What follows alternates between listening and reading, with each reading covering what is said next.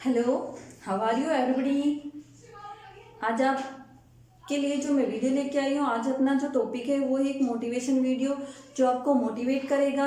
यानी कि जो आपके अंदर जो भाव है, जो एक भावना है जिसमें आप डरे बैठे हो, उस डर को बाहर निकालने के लिए एक मोटिवेशन टेबलेट मैं आपके लिए लेके आई हूँ। तो इससे क्या होगा, जो आप एग्जाम की प्रिपरेशन करते हो, कोई भी एग्जाम हो, ये नहीं कि आपका स्कूल कॉलेज का ही हो, कंपटीशन एग्जाम का भी क्यों ना हो।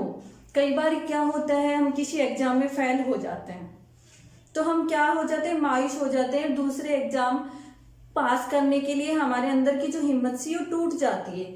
बट उस हिम्मत को टूटने मत दो, क्योंकि जो ये लाइफ है, जो हमारी जिंदगी है, वो एक क्रिकेट गेम की तरह हमारे सामने से एक बॉल आ रही है, हमारे सामने से एक बॉल आ रही है और हो सकता है वो छूट गई, तो उसको छूट जाने दो, कोई दिक्कत वाली बात नहीं है। क्योंकि जो वो गेम का जो एरिया है जिसमें हम क्रिकेट मैच खेल रहे हैं, उसमें ना कोई पीछे आउट करने के लिए कोई भी बंदा नहीं है और ना ही कुछ विकेट्स वगैरह है। हमारे सामने क्या है, सिर्फ जिंदगी की बॉल। बॉल कौन सी, एग्जाम वाली। किसी भी चीज का एग्जाम हो, एक बॉल छूट गई दूसरी आएगी, दूसरी नहीं आई, चलो दूसरी भी छूट गई तीसरी आएगी, तीसरी भी छूट गई चौथी आएगी। हो सकता है ऐसे स्टेप स्टेप करके आपसे 5 बॉल छूट चुकी हैं, लेकिन 6 बॉल आई, जैसे ही आपने उस पर छक्का लगा दिया तो वो क्या हुआ, जो 5 बॉल आपकी मिस हुई थी वो आपकी कंप्लीट हो गई। अब क्या हुआ, मिली खुशी। क्योंकि अगर आपने 5 एग्जाम पास नहीं किए और छठे एग्जाम में आपने अच्छे टॉपर हो गए, अच्छे मार्क्स ले आए, तो वो क्या हो गया, जो पीछे का घाव था वो भर गया। लेकिन अगर आप मायूस होके बैठ जाते हो तो वो घाव कभी नहीं भरता। तो इसके लिए आपको क्या करना है, कंटिन्यू मुसीबतों के सामने खड़े रहना है, उस मैच में रुके रहना है, आपको मैदान छोड़कर भागना नहीं है। डर मुझे भी लगा था फासला देखकर, डर मुझे भी लगा था फासला देखकर, पर मैं बढ़ती गई मेरा रास्ता देखकर, पर मैं बढ़ती गई मेरा रास्ता देखकर। खुद पे खुद मंजिलें आती गई, खुद पे खुद मंजिलें आती गई, मेरा हौसला देखकर।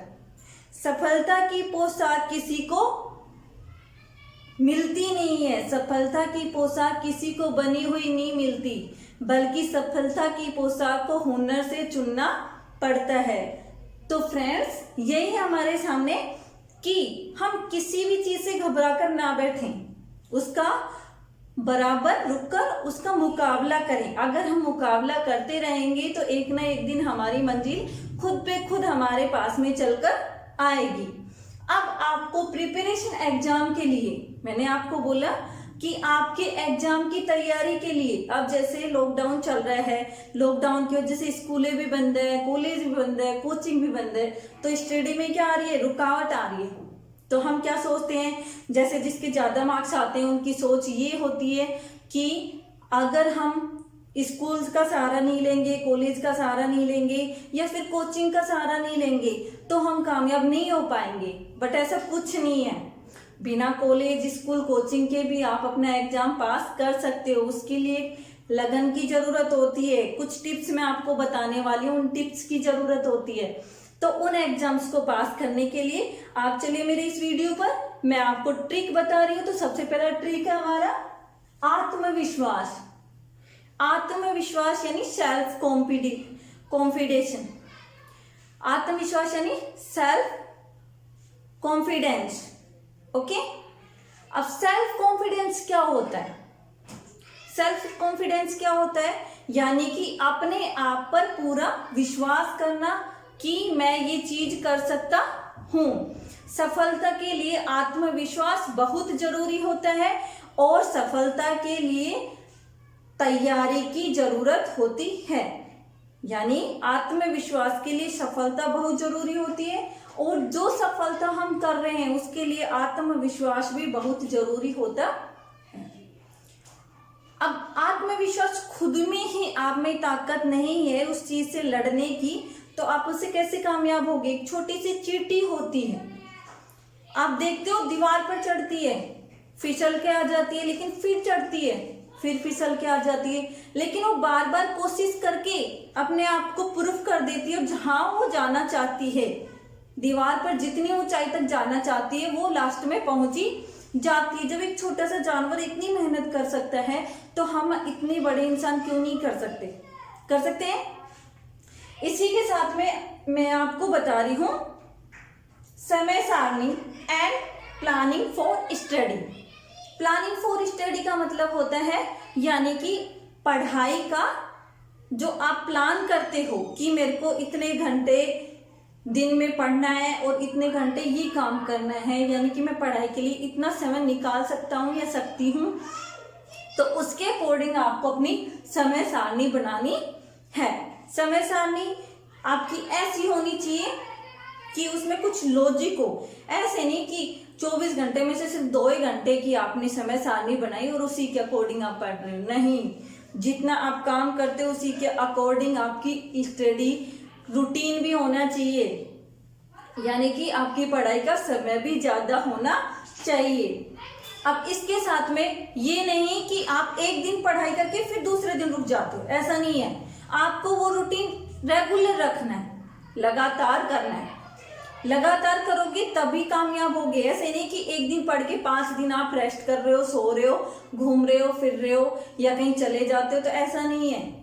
आपको वो चीज रूटीन में रखनी है। कम करो बट रोज करो। ओके।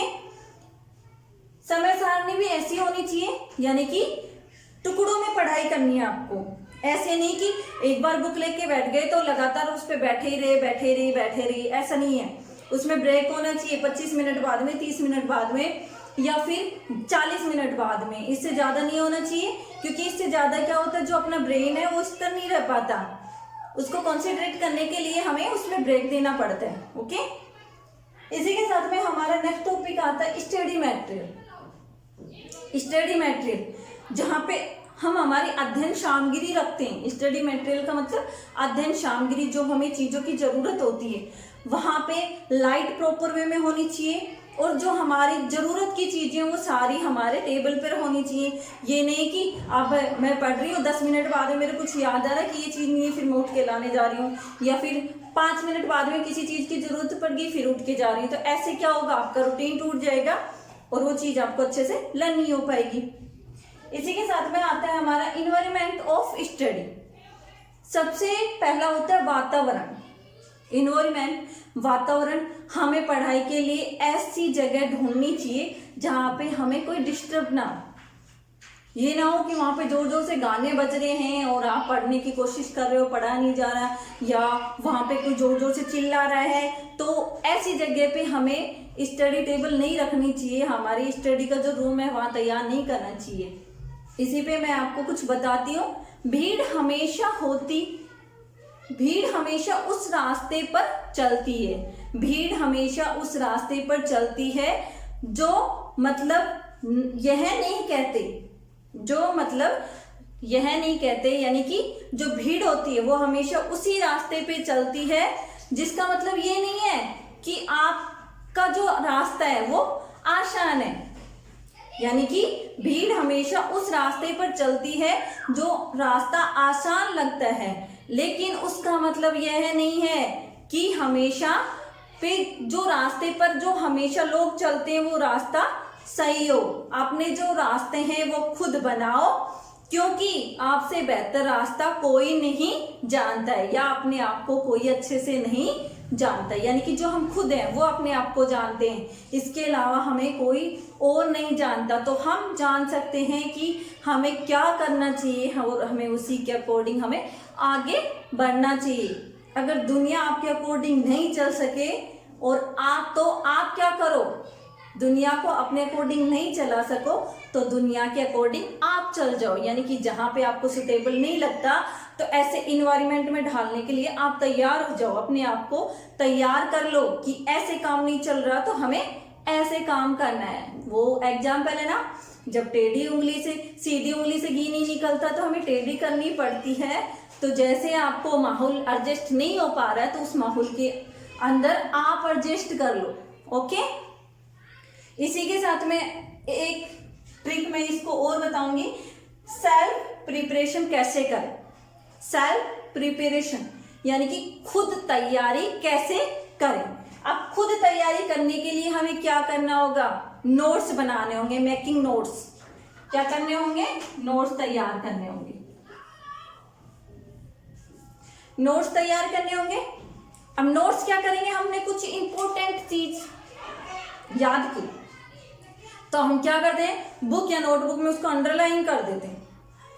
वो तरीका सबसे गलत है, अंडरलाइन वाला तरीका या हाईलाइट वाला तरीका सबसे गलत है। हमने नोट्स बनाया, नोट्स भी हमने छोटे रूप से बनाया, उस नोट्स का हम क्या बनाएंगे, एक फ्लैश कार्ड बनाएंगे।